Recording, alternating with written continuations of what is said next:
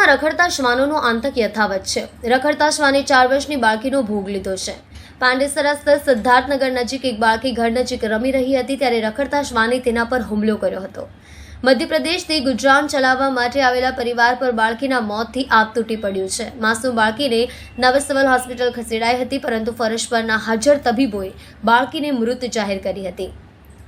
સુરતમાં રખડતા શ્વાનોએ એક બાળકીનો ભોગ લીધો છે।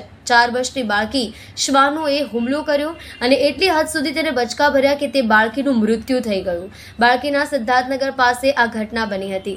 બાળકી પર ઘર નજીક રમતા રમતા ગુમ થઈ ગઈ હતી અને વાલીઓ તેની શોધખોળ કરી રહ્યા હતા ત્યારે તે નજીકમાં આવેલી વાડીમાંથી મળી આવી હતી। બાળકી મળી ત્યારે તેના શરીર પર કૂતરાના બચકાના અસંખ્ય નિશાન હતા।